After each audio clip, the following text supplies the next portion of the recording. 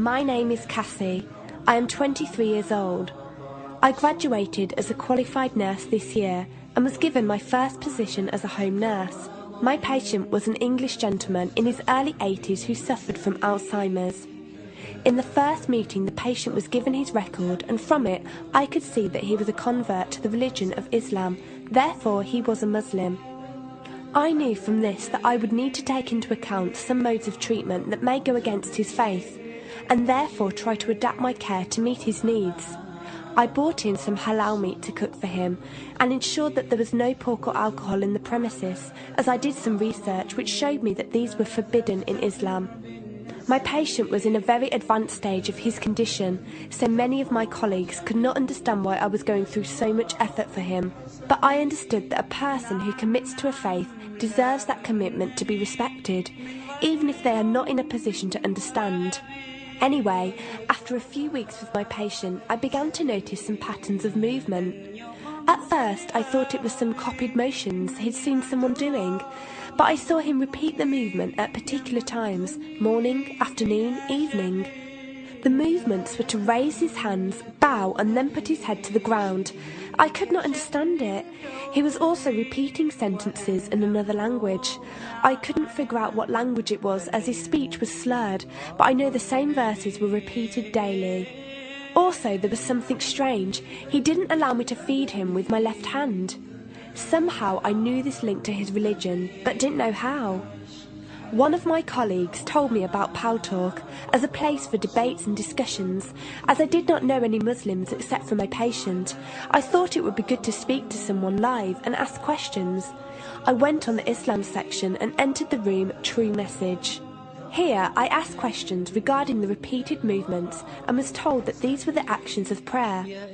I did not really believe it until someone posted a link on the Islamic prayer on YouTube. I was shocked. A man who has lost all memory of his children, of his occupation, and could barely eat and drink, was able to remember not only actions of prayer, but verses that were in another language. This was nothing short of incredible, and I knew that this man was devout in his faith, which made me want to learn more in order to care for him the best I could. I came into the Paltalk room as often as I could, and was given a link to read the translation of the Quran and listen to it. The chapter of the bee gave me chills, and I repeated it several times a day. I saved a recording of the Quran on my iPod and gave it to my patient to listen to. He was smiling and crying, and in reading the translation I could see why.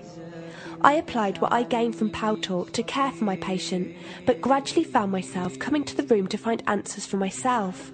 I never really took the time to look at my life. I never knew my father. My mother died when I was 3. Me and my brother were raised by our grandparents who died 4 years ago, so now it's just the two of us.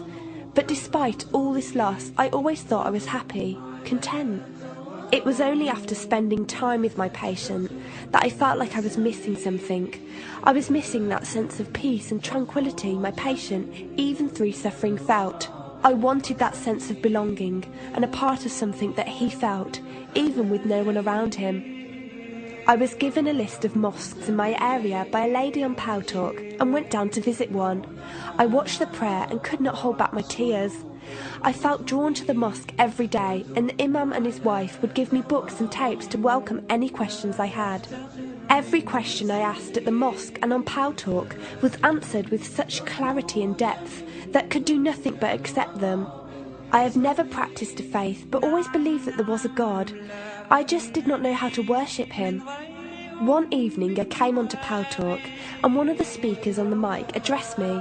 He asked me if I have any questions. I said no.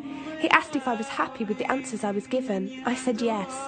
He then asked what was stopping me accepting Islam. I could not answer. I went to the mosque to watch the dawn prayer. The imam asked me the same question. I could not answer. I then went to tend to my patient. I was feeding him, and as I looked into his eyes, I just realised he was brought to me for a reason, and the only thing stopping me from accepting was fear. Not fear in the sense of something bad, but fear of accepting something good and thinking that I was not worthy like this man. That afternoon I went to the mosque and asked the imam if I could say my declaration of faith, the Shahada. There is no God except Allah. Muhammad is Allah's messenger. He helped me through it and guided me through what I needed to do next. I cannot explain the feeling I felt when I said it. It was like someone woke me up from sleep and sees everything more clearly. The feeling was overwhelming joy, clarity, and most of all, peace. The first person I told was not my brother, but my patient.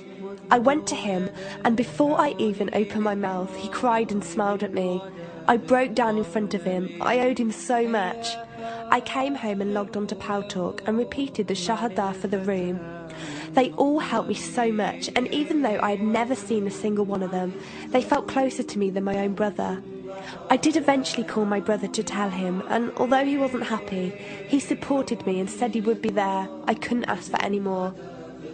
After my first week as a Muslim, my patient passed away in his sleep while I was caring for him. Inna lillahi wa inna ilaihi raji'un. He died a peaceful death, and I was the only person with him. He was like the father I never had, and he was my doorway to Islam. From the day of my Shahada to this very day, and for every day for as long as I live, I will pray that Allah shows mercy on him and grant him every good deed I perform in the tenfold.